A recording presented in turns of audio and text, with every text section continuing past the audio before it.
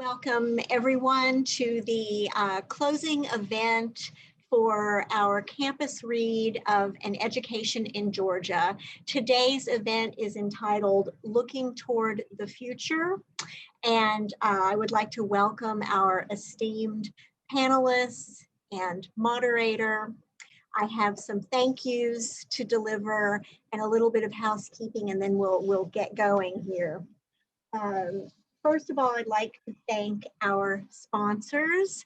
This event is sponsored by the University of Georgia Press, the Grady College of Journalism and Mass Communication, the New Georgia Encyclopedia, the Wilson Center for Arts and Humanities, and last but definitely not least, the Mary Frances Early College of Education at the University of Georgia.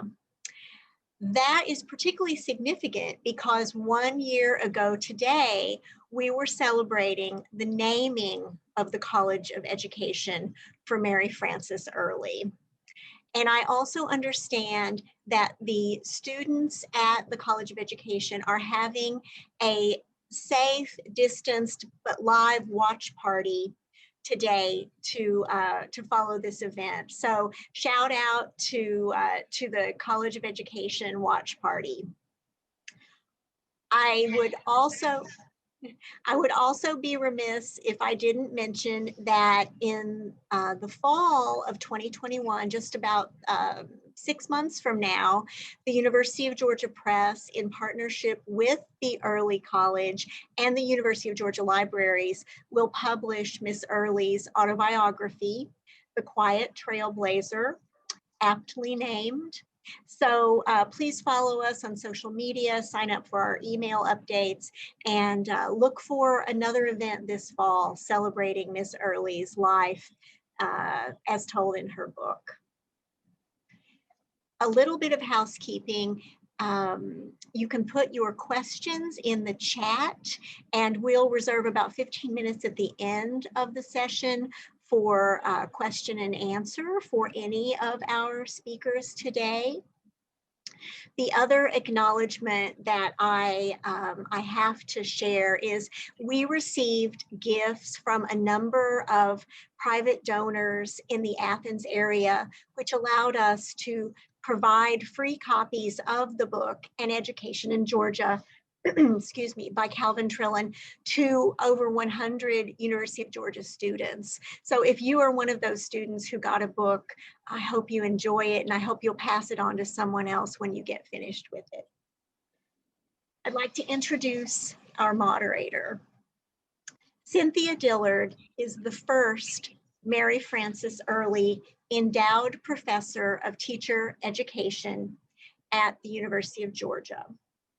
A prolifically published scholar in fields such as multicultural education, Black feminism, and diversity, Cynthia is the recipient of the 2019 Taylor and Francis Award for Lifetime Achievement in the Foundations of Education. He is also the executive director and president of Give, Build, Share, a nonprofit organization that supports educational opportunities for children and families by building schools in Ghana.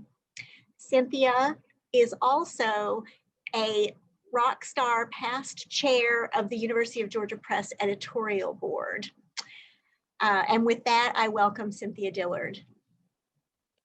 Lisa, thank you so very much for that generous and lovely introduction. I do want to remind folks that the main part, as Lisa said, the main part of this event will be around 35 to 45 minutes, after which we'd really like to get into a robust conversation with you with some of the questions that you might have. So please be sure that you put your questions in the chat.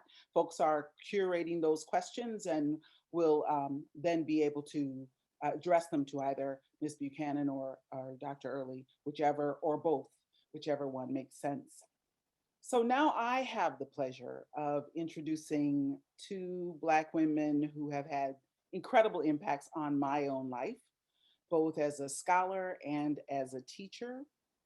In one case, the case of Mary Frances Early, she quite literally made our presence as Black people possible on this campus. And that is its own incredible, amazing, beautiful tribute that I hope we'll get into today. I will introduce them very formally, and then I want to add just a little piece of tea that might be interesting to folks that you may not know about each one of them, just in terms of my own relationships with both of them. So let me start with Dr. Early. Dr. Mary Frances Early was the first African-American student to graduate from the University of Georgia in 1962, following in the footsteps of Charlayne Hunter and Hamilton Holmes, who enrolled shortly before her in 1961. Dr. Early is also a former music educator and a music textbook writer who, after retiring from public school teaching in 1994, went on to teach at Morehouse College and at Spelman College. She later served as the chair at Clark Atlanta University's music department. In 2018, she was awarded UGA's Presidential Medal, and in the following year, as you heard from Lisa, the College of Education, my own college, was named after her in her honor. She continues to be an advocate for education, a strong advocate, and an active member within the UGA community.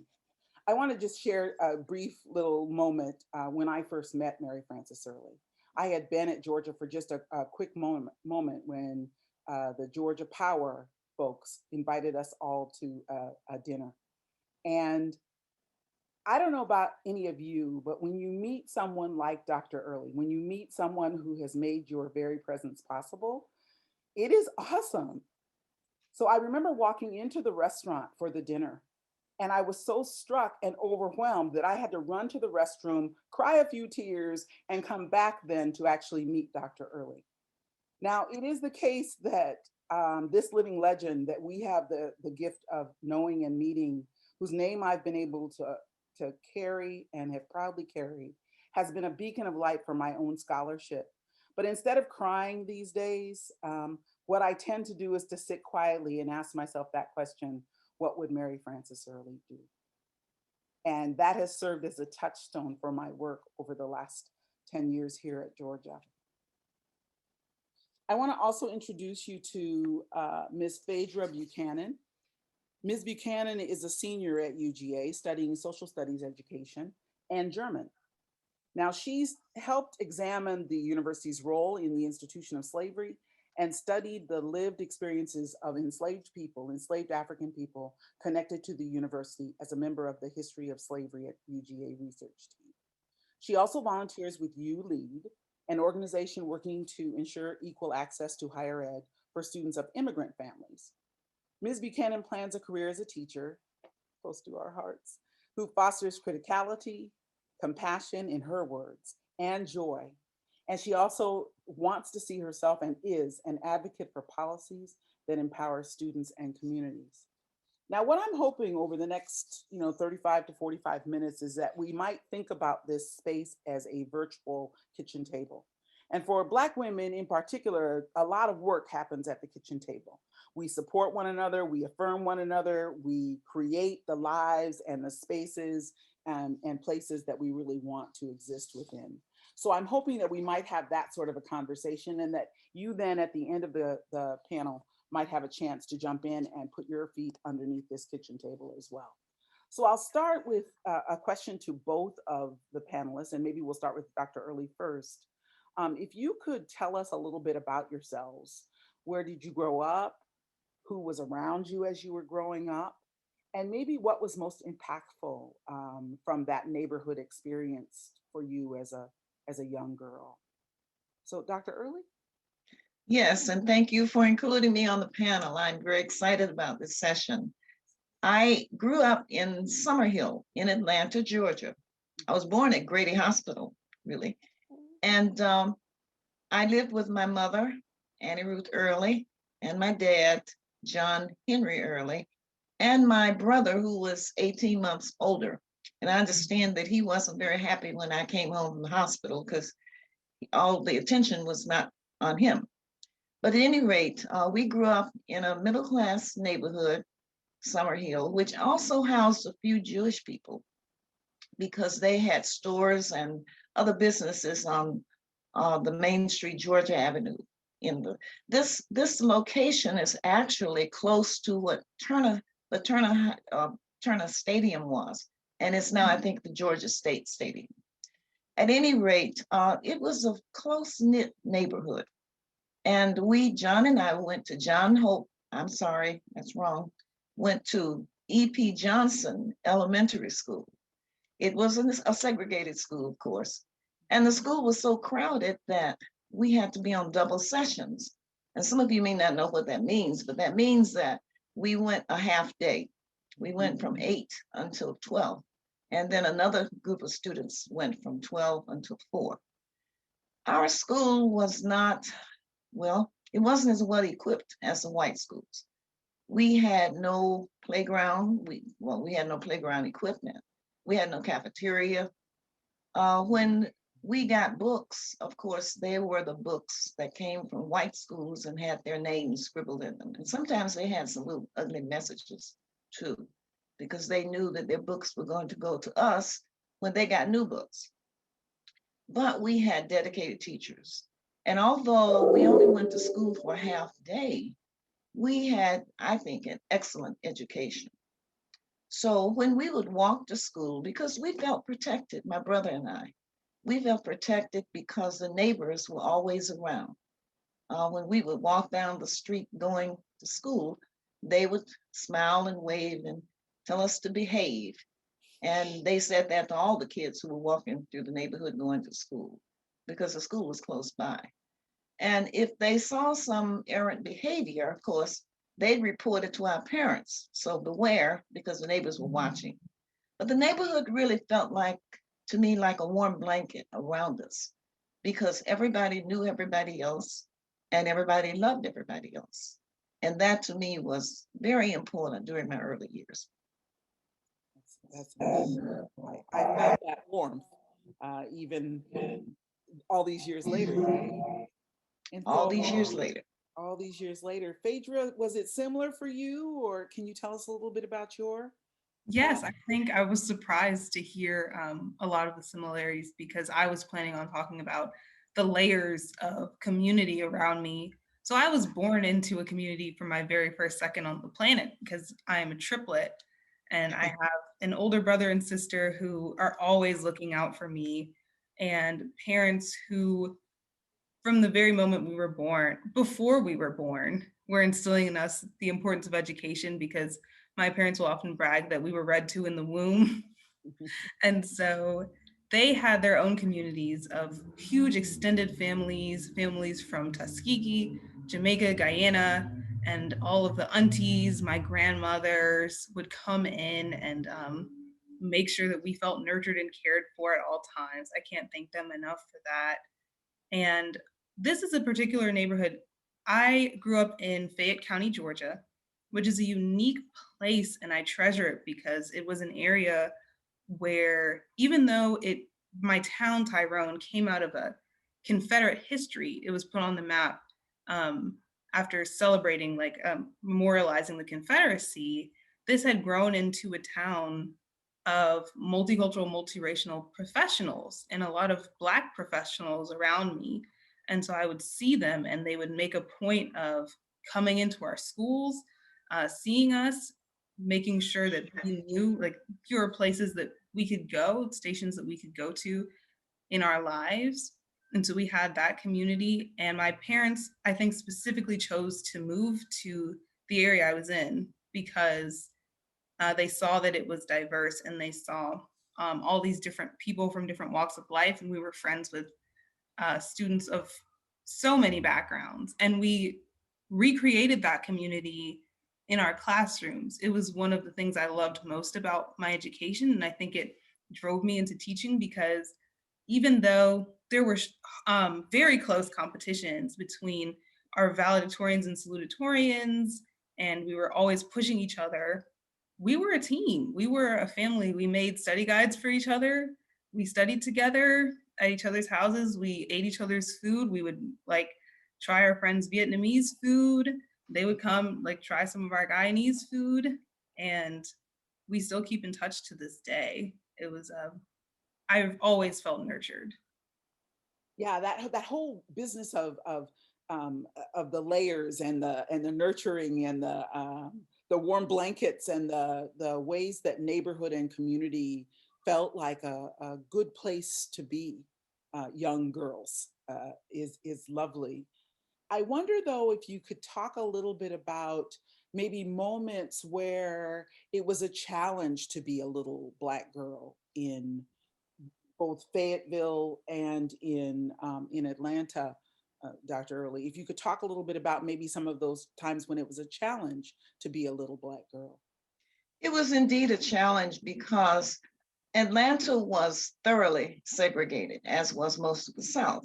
And the Jim Crow laws just made us feel, even as young kids, we knew that we were being discriminated against. There was no secret because one thing, my brother and I were in the morning session so that we could go across town with my mom to my father's restaurant. I guess it was both of their restaurants on Auburn Avenue, which was the mecca for Black businesses and entertainment.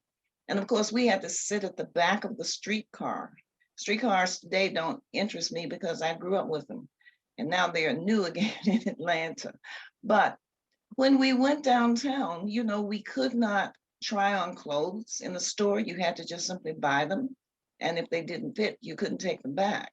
You could try on shoes, but you had to go to the back of the store. And if you needed to get water or go to the restroom, we didn't go to the restroom. We did that before we left home.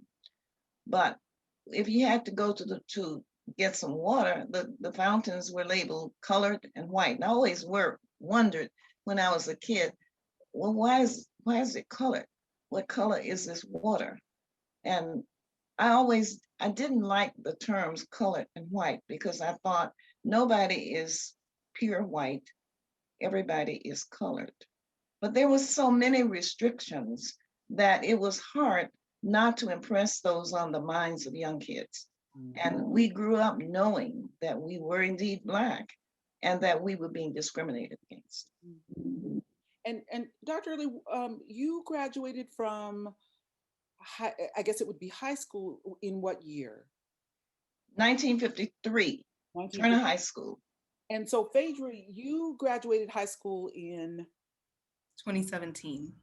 Okay, so something big. 2017. Somebody want to do some math real quick? So 60 years between you. So can you talk a little bit about your experiences and maybe some of the challenges that you had as a young Black girl in your schooling experience? Certainly. So I definitely didn't deal with a lot of the challenges that Dr. Early just talked about. In our schools, like I mentioned earlier, included students from a lot of different backgrounds. However, I wasn't aware at the time, and I was able to research more about this later. The schools within our district were segregating, and they reflected even harsher segregation among the districts around us. So all of the schools in our district are incredibly high performing. There's a lot of academic achievement. However, 2 schools in my county happen to have bad reputations for whatever reason, and they also happen to have the largest Black populations. The high school that I went to, which I love, Sandy Creek High School, became majority Black when I first enrolled. And you could see it almost. The students would talk about it because the pageant winners would go from white, white, white, white, black, white, black, white, black, black, black, black, black. You could see the transition as a white flight was occurring in this county. And so we're surrounded by professionals. We see academic achievement around us, and still there are lowered expectations of our performance and where people from the outside looking in would expect us to achieve in life. I remember even as a second grader, I had befriended, my sister and I shared a lot of friends, and we befriended a younger white girl in second grade, and she had been struggling in her classes. And I'd heard from my mother that her mother had told my parents that she was concerned about this girl's friendship with my sister and me because she believed that it was derailing her academic success and that we were distracting her. When the truth was we had been helping her with her work and keeping her afloat to the extent that she was at the time. And I was very confused. We had been friends for 2 years because we met in the 2nd grade. This had happened in the 4th grade. And a lot of my elementary school teachers earlier, I had a Black parapro in 1st grade, I'll never forget her, who picked me out and recommended I test for gifted and had kept an eye on me all the way through. I think I had been sheltered. And that was the first moment because I couldn't understand why coming in, someone who didn't know me would have lower expectations for my performance. And there's an advantage sometimes in being underestimated when the bar is set low and you fly over it. Is something I always enjoyed. However, there was a tension there because we had so many people in our lives promoting our own self-worth, but then there were still vestiges of those pressures that Dr. Early was referring to.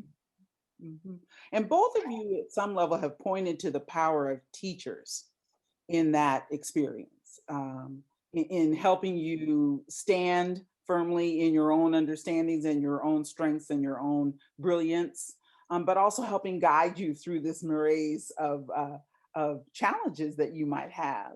And I think when we think about this 60th anniversary commemoration of desegregation in Georgia, and higher ed being a site where Dr. Early particularly changed the landscape of that space as the university's first Black graduate, I'm wondering if we could talk a little bit about teachers and about sort of the higher education part of it, of your experiences.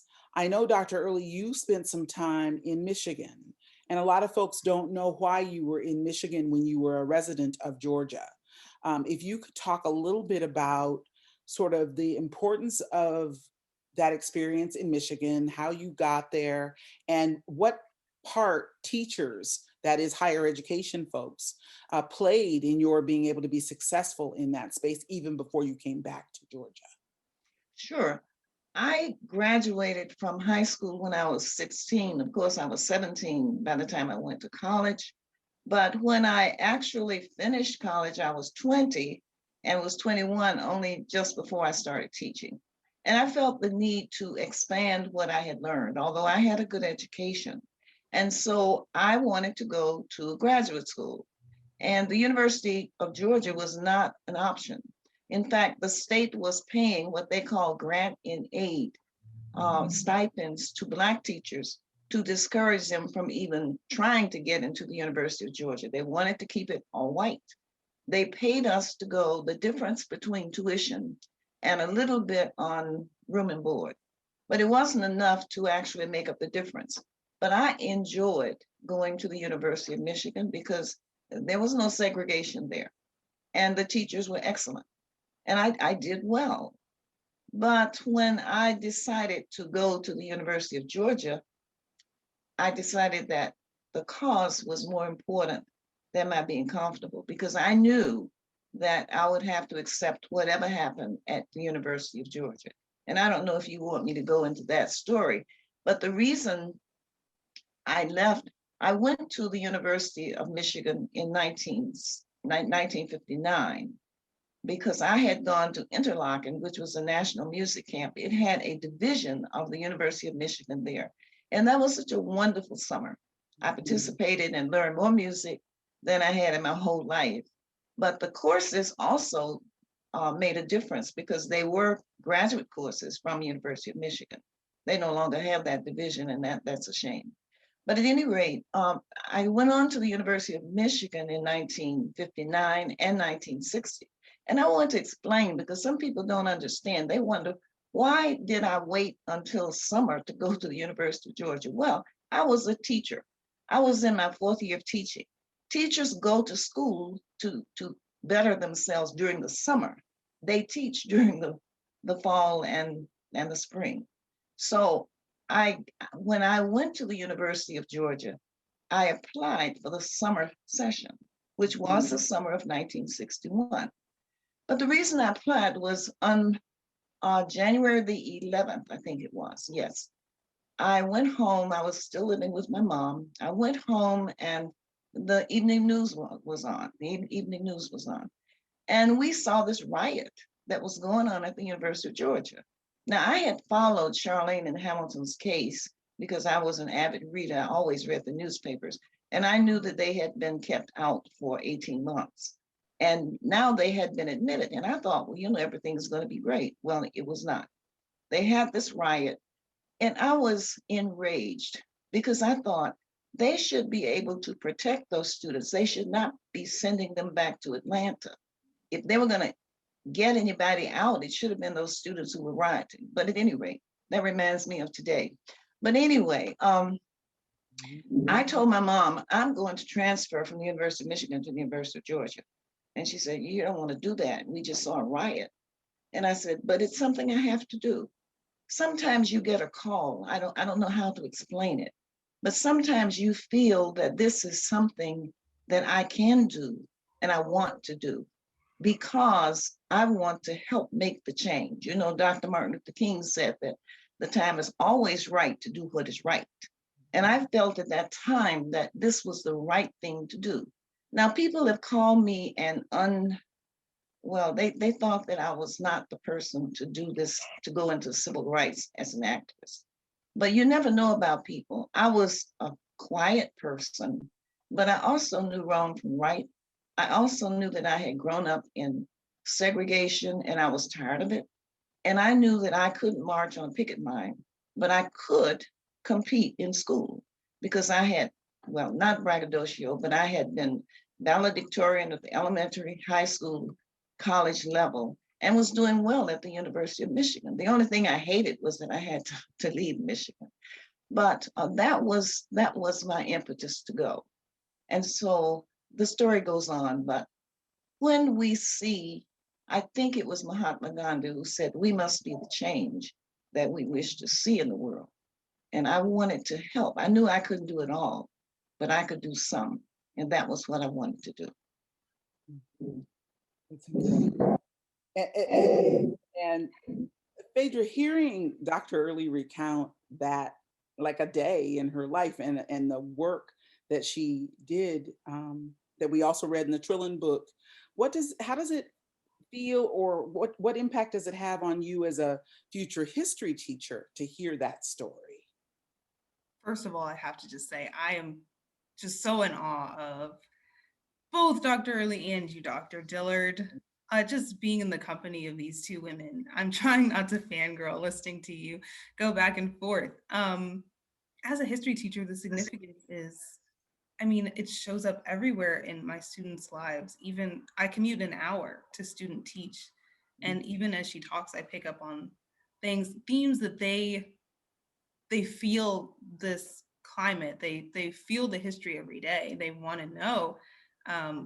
Her story would touch so many people, especially me. Like, my higher education experience is a direct result of these stories that I'm hearing from her. Every time I see her, I hope, or talk to her, I try to impress upon her just the wide impact that she's had on me, just the network of Black faculty at the University of Georgia who have reached out to me and made my experience what it was, definitely including Dr. Dillard.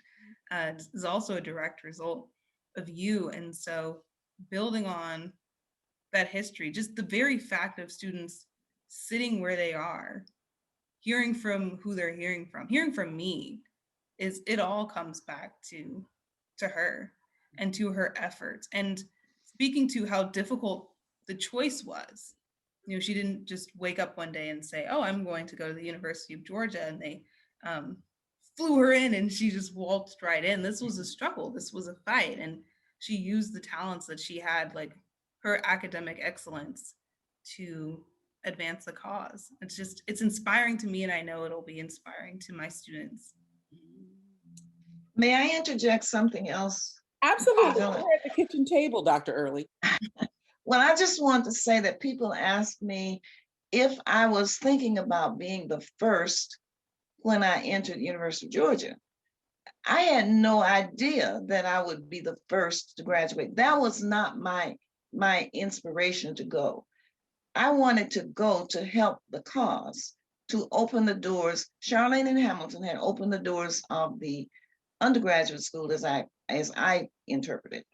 And I wanted to open the doors of the graduate school because I knew that Horace Ward had tried years and years before. I think I was in the 10th grade when he tried to get into the law school in Georgia, and they disallowed his admission. And I thought, you know, somebody needs to go in the graduate school. But I had no idea. And actually, when I went the first summer, I was the only Black student on campus. And I think that's the only time that's ever happened. So the students had those who did not want me there, just as they didn't want Charlayne and Hamilton. There was no riot, but there are other ways that people can use to make you feel uncomfortable. I was tried, well, I felt like a pariah. And the only thing that bothered me was the fact that I was a gregarious person and people did not want to talk with me. And I was not accustomed to that because I grew up in this warm family. And of course, going to segregated schools, we all knew each other, loved each other, and supported each other. But it was something that was worth it. And it was only when at the end of the first summer of 61 that my advisor said to me, Ms. Early, you've done very well for these quarters, and you should consider taking a leave of absence from your job and coming back in the spring. And then there's a possibility that you may be able to finish by the end of the summer. And I thought about it. And when I went home, back to my classroom, Phaidra, to teach my students, I was so elated to get back because then I had people who loved me and to whom I could talk. But at any rate, I talked with my principal and he thought it was a great idea. And I talked with Jesse Hill, and he put me on to Dr. Horace Tate, who actually was the executive secretary of the teacher association, the Black Teacher Association. They were divided. And so the Black teachers donated money to help me go back because when I took a leave of absence, I would not have a salary until September if I finished then. I would not have insurance. It was a leap of faith. So I didn't do this by myself. Others helped me. I was standing on the shoulders of others too. And those shoulders always seem to rest with this business of academic excellence. By your own work, both of you, by your own work, by the people who surrounded you, it was always about wanting to be excellent in academics especially, but just in life. And I'm wondering, Phaidra, if you could talk a little bit about your experience as a Rhodes Scholar, because I think many of us don't even know what a Rhodes Scholar is. And it would be helpful from the first Black Rhodes Scholar at the University of Georgia for you to tell us a little bit about the way that academic excellence plays out in that process of applying and stuff. Oh, no worries. I'm still learning what it means to be a Rhodes Scholar as we speak. But my understanding is a Rhodes Scholar Rhodes Scholars are selected from universities around the world. They'll study at Oxford for 2 to 3 years with a degree of their choice. There are about 30 slots in the US, and I was lucky enough to be one of them, and I'll be studying philosophy, politics, and economics there at Oxford. And like you were alluding to, that was a team effort. It was a huge team effort. Not only the honors program, so Dr. Williams and Jessica Hunt just helping me talk through my story and get ready for the interview, but also prepping with the other finalists, that community, other professors with random snatches of advice, maybe not interview advice, but just the ones who knew me. You know, people like Dr. Dillard, people like Dr. White in math education, that circle, that community. My sister, of course, my roommate, keeping me sane while I was preparing.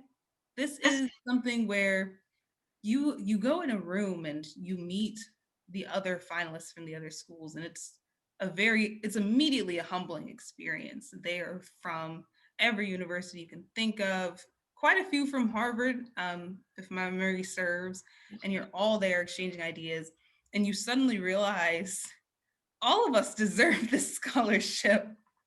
No one, I don't think, ever expects to get the Rhodes Scholarship. It was a huge surprise to me, but it's a blessing, and I have to pass on the thanks. So again, this idea that it in fact, it's not rhetorical to talk about it taking a village to raise a child, or to raise a scholar, or to raise a Mary Frances Early or a Phaidra Buchanan. It takes an entire village. I have a couple more questions, and then we're going to get to the questions in the group. I wonder if you could talk a little bit about the work of mentoring, because both of you have also been really involved in mentoring at all levels. And I'm wondering if you could talk, each of you could talk a little bit about how that mentoring matters and the ways that you were mentored, Dr. Early, particularly while you were on the UGA campus during the time of your desegregation. And Phaidra, your work at mentoring young people here in Athens, Clarke County. Well, first of all, I think most people know that University of Georgia forgot about me, erased me from its history for 38 years after my first degree, because I actually went back and got a second degree, a specialist in education. I couldn't, and that's the pathway to the doctorate here, but I could not leave my job for residency and all of that.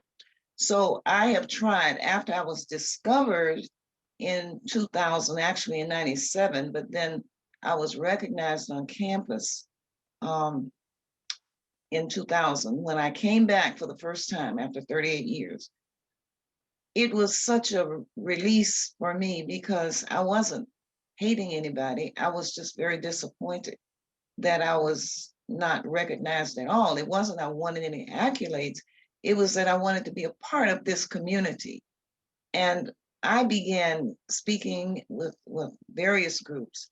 And when I think about the GAPS students, the graduate and professional scholars are the ones who started the lecture in my name. And I meet with them every year and I talk with them individually throughout the year. But the thing I say to them is, and even to young people, is you must have perseverance. You must have a passion for what it is you want to do. And you must have a path in mind. You must look for your goal and then pursue that goal without stopping, regardless of what anyone says to you or whether they like you or not. And if you are in a class when you have problems, talk with your professors. I said, because you are already, the fact that you got into UGA means that you have some smarts, and you need to hone those smarts by asking questions, don't be afraid to ask for help. And then get that, I always say, get that steel rod in your back, and you can do anything that you want to do. Because if you had asked me, 30, 40 years ago, if I would be a first in anything, if I would be recognized with this building, this school, college named after me, I would not have believed you. So I'm a living proof that one can do anything that they want to do. Because my parents never had the opportunity to get a higher education. But I went into teaching, Phaidra, because my mom was a teacher in a one-room schoolhouse where she taught all grades. And I listened to her talk about how the students just made her feel so good because she was helping them to learn. And I wanted to do the same thing. But I say to students now, the teacher can only do so much. Some of it is your responsibility. And you must have, as one of my teachers told me, stick-to-itiveness. Stick to what you're doing and believe in yourself. And don't let a failure destroy or define you, because you can always do. And Phaidra is a great example of that. Although she came up in a different situation, it is not easy to be one of 30. And that means that she has the kind of confidence in herself, and she is continuing to do. And I am so very proud of her. Yeah, I think we are all very proud of Phaidra. Yeah, just for all of your accomplishments. But could you speak a little bit too about mentoring and how it plays in your life as a teacher? Yeah, so I volunteer for an organization called ULEAD, which is here in Athens. And what it does is it helps immigrant students or students with immigrant families or backgrounds achieve their goals in terms of higher education. And it's personal for me, not just because of my own immigrant history, although that plays a large role in my family, this Caribbean family coming into New York, bitter cold, hard adjustment. And my mother first came when she was 17, and she had to figure out the college process herself. It was brutal, it was grueling. She ended up going to Harvard on her own. However, there were a lot of bumps in the road. I know, she's my hero. There were a lot of bumps in the road for her on the way there. And I know that story, and I see that, and I see in these students, there's so much promise, but there's also, again, those structural barriers. Like, they know what they're up against. A lot of them had dreams of coming to the University of Georgia, but because of their immigrant their documentation status, some of the best schools in the state's university system are closed to them, or other schools that are available, they don't get in-state tuition, and some of those, like, those are barriers they have to clear. But seeing, like Dr. Early was saying, their resilience in the face of that, not giving up on their promise, going for it, applying to a ton of scholarships. Right now I'm mentoring 3 girls who just blow my mind. They are the most incredible people. One of them's going to Swarthmore. The other 2 are still choosing between schools that they're looking at. And what inspires me the most about them is that they also are mentoring each other. They check in on each other. They've helped each other with various things, their strengths. One will help the other with a resume. One will talk about a scholarship that they applied to, or one that the other might be interested in. And ULEAD is wonderful at that. The leadership of ULEAD, they made sure to bring in food. They bring in other resources. They take care of younger kids. It's not just a place where students do homework and fill out college applications, especially when they're in person. It is a fully community-centered organization, and I'm just very proud of my work there and happy to have been a part of it. It's an amazing organization, and it will certainly still be when I'm gone. But better because you've been there. I will say, there's almost something sad about being a first Black anything, right? Especially in 2021, because it means that no one has had that opportunity before you in all these years. And a big part of my mentoring is making sure that in the future, my hope is that we're not talking about firsts anymore, that these are just opportunities that are open to them. So teaching them, yes, to have that academic excellence, but also strive to leave a better world than the one that they are working through and struggling through together. I want to make sure that folks are putting questions in the chat for Dr. Early and for Phaidra Buchanan that they might be able to answer. I'll ask one more question so we could get a few more questions in the chat, and then we'll start with those questions as well. Both of you have alluded to the global things in your life, your history, and Phaidra particularly, but that travel and seeing the world and being in the world as Black women has been a very important part of your life. I'm wondering if you could say something particular about the importance of travel and how that travel has shaped you as teachers and as human beings. Well, as far as travel is concerned, I think it is as important as any other kind of education, because it is an education. You can read about places, but until you actually go there and feel the culture, experience the culture yourself, you don't really know those people. And my first, thank goodness, my first travel was to West Africa. We went to Senegal, Ghana, Nigeria, And I've also been to Tunisia, which is on the other up at the top. And I've been the most recent to South Africa. And to feel the history in West Africa, our slave forebears who had to go through so much in the Middle Passage, to know the responsibility that we have to live. I have a T-shirt and it says, "I am my ancestors' wildest dreams." And I think that's really true, because those people had dreams. And so I'm so glad that my travel experiences started in Africa. And we have traveled, my little travel group and I, now there are only 2 of us left now, but we have been to every continent except Antarctica. And one of the common things that I found is that people are people all over the world. And by that, I mean that they are human beings and that they can look at you and they can say to themselves, "I know she's a foreigner, but she's also a friend," because we have to carry that persona with us. And I have learned so much about so many different cultures in terms of the language, in terms of the people, in terms of their music, in terms of everything. I remember one picture, there's of me in Tunisia where I'm riding a camel. Now, I don't like heights. They gave me the biggest camel in the group because I said initially, I'm not going to ride the camel because they're smelly. And then our leader said, well, he was actually the guide for us. He said, well, you know, maybe you 2 women shouldn't because you might fall off. And that made me angry. And I said, I will ride the camel and I'm not going to fall off, because give me a challenge and I'm going to address it.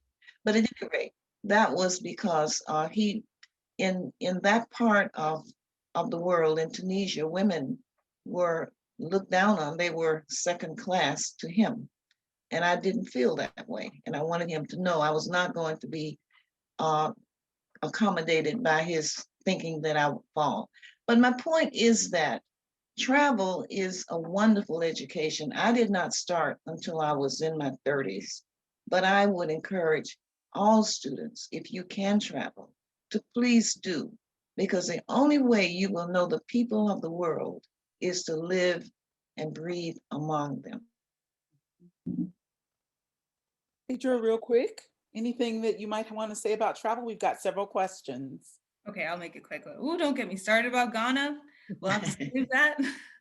That trip. Yeah, I've done a lot of traveling and I thought initially that I would do it to understand the world, but it really also taught me a lot about myself too, like ways of being that I hadn't questioned, you know, the global roots of those that I may have lost that connection to, but also other ways of being that were very unfamiliar for me in Indonesia or in Germany that showed a way outside of the way things are always done in the US that I had never questioned before, that we could benefit from that exchange, that cultural exchange of ideas. So it certainly helped me grow as a person. I know my parents always wanted us to become global citizens, and I'm well on my way there, but also feeling deeper connections to people that I did not consider myself in community with before. And now I see more clearly, I would say. We can talk about Ghana another time. So that's something that the 2 of you have in common for sure. Let me take a question here. Someone wants to know, Ms. Early, about and wants you to talk a little bit about Dr. Martin Luther King and how he counseled you during your time at the University of Georgia. Well, I would go home on the weekends when I could. Sometimes I couldn't go because I had to study at the library. But when I would go home on the weekends, I always went, although I was a member of Mount Vernon Baptist Church, I would always go to Ebenezer because Dr. King Jr. was very young at that time, but he was such a pivotal figure in civil rights. And I knew that he was a proponent for me for nonviolence and for love of all people. And I would get my ammunition to go back and bear the next week from listening to him because he was so encouraging. And I remember going to him once, telling him that I had, after the sermon, telling him that I had erred. I had not been nonviolent because I had thrown some rocks back at some guys who threw rocks at me on campus. And he said, Mary Frances, I would have done the same thing. I didn't believe him, but it made me feel better. But he was the kind of person who was, he was just human to everybody. He didn't carry himself, although he was known as the father of civil rights, and he was such an icon and still is one of the best known and best loved men in all of humanity. But he was down to earth, and he could give wonderful suggestions. He would always say, just be yourself and don't be afraid, because we are with you. And that to me was such a great comfort.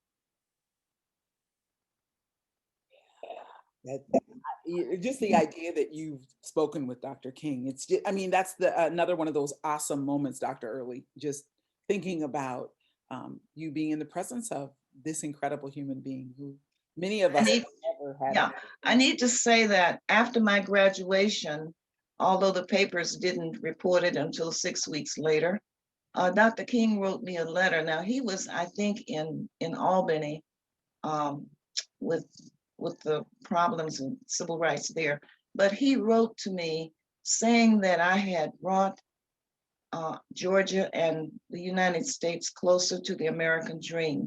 That was before his I Have a Dream speech.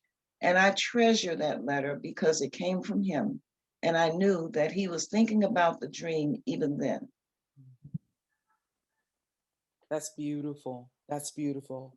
Let's take another question from one of the attendees. They ask, and maybe this can be answered by both of you. It says, UGA has made some progress, but we still have a long way to go with racial equality. Only 8% of our students here are Black. What steps should the university take to truly achieve equal opportunity? This might be our last question, actually. Phaidra, why don't you go first? Sure, I can take this one, and stop me if I'm going for too long. So the University of Georgia has made some strides for sure. But of course, as a student here, I mean, we see incidents of racism from the students, and sometimes, all too often, we do see a silence, you know, on issues like this, these uncomfortable histories that we have. What I would love to see from the university, first of all, is acknowledging these harms that have been perpetrated, acknowledging the role in slavery, its role in white supremacy, perhaps removing African-American communities like Town, maybe something on their website. It could be a tour, it could be a statement. I think it would make me feel more valued and more welcome. The person who asked mentioned the 8% statistic, and with faculty, it's even lower. It would be 5%, actively recruiting students and faculty, you know, doing whatever it takes to attract people, especially maybe together. Again, it's a scary thing being a first. And so bringing in people in community, I hope. And then as they create these initiatives, because they are working hard to secure racial justice here at the university, but as they do so, being as transparent as possible so that we see their decision-making processes. Who are they choosing? Whose voices are being left out from the table? Community organizers, maybe, experts in the field. What are they meeting about? What have the people asked them to do? What did they decide to go with? What ended up dying and why? And when they create a committee, you know, are the meetings public? Are there notes? These are things that people could benefit from. And then also honoring the members of our university community who we often forget about, our staff who make this university what it is. A large percentage of those are African-American. And so providing them with protections in this pandemic, they're in a lot of risk, providing them with wages where they can support themselves and their families, you know, just all of these things come together, right? And send a larger message that we want to leave the past behind, that we want to be a place where I can go back to my home county and tell students that this is a place where you're going to be valued, where they care about you being safe, where they're willing to be honest and open about how far it's left to go and bridge that journey with you, you know, rather than doing whatever they would feel is in your best interests, and your job is to be grateful.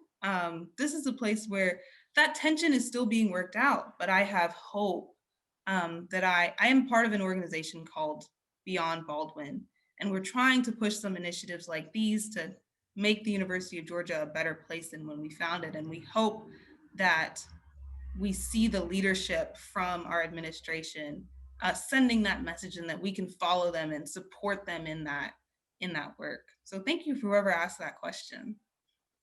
A great question. Do I need to turn it back to you, Lisa? Or can Dr. Early have the last word? I would like Dr. Early to have the last word. I would just like to address briefly what Phaidra has said. I agree with everything that she said. I just want you to know that I have to look at 1961 as compared to 2021. I have to, because I was there. And the differences could not be greater. I am always impressed with the things that I hear that are coming about, because every year I say, we need more students, we need more faculty, and all of the things that you said. But in my old age, I realize that change does not come fast. Everybody wants it to come fast, but it doesn't. Not just at Georgia, but in every state in our union. And I just want the University of Georgia to continue to move in the right direction. And I want to be personally involved in helping to make that happen. And I'm so glad, Phaidra, that you're doing the same. Thank you. Thank you, both of you, so much for this rich, wonderful conversation. And I hope that folks are leaving, as I am, with more insight into your lives and a direction to go, a place to go. So thanks for your time and your inspiration, both of you. And I want to turn it back over to Lisa. I really don't know what I could possibly say that would that would provide any sort of finish to what we've just witnessed. And I am I'm a little teary, because I feel like you know, if change is going to happen, we just heard 3 people talking about it who have moved it and will continue to move it forward, and we should be inspired by each of you to do what is right all the time, to paraphrase Dr. King. So thank you, Phaidra, thank you, Ms. Early, and thank you, Cynthia. If you missed the full conversation, or you'd like to share it with other people, we will have it available on our YouTube channel, which you can access at ugapress.org. I encourage you to follow us on social media. You'll find out about this type of event and other events.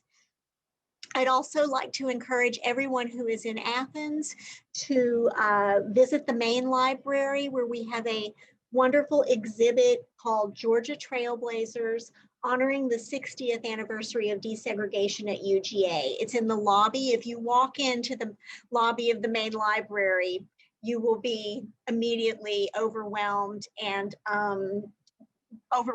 because it's so amazing. And Ms. Early and Phaidra are in the exhibit in the main library. They're also included in the exhibit Making Space, Fighting for Inclusion, Building Community at UGA, which is in the Hargret Library Gallery at the Special Collections Library. And on that note, I want to thank everyone for coming, celebrating this amazing Black history, the past, the present, and the future at the University of Georgia. Thank you all.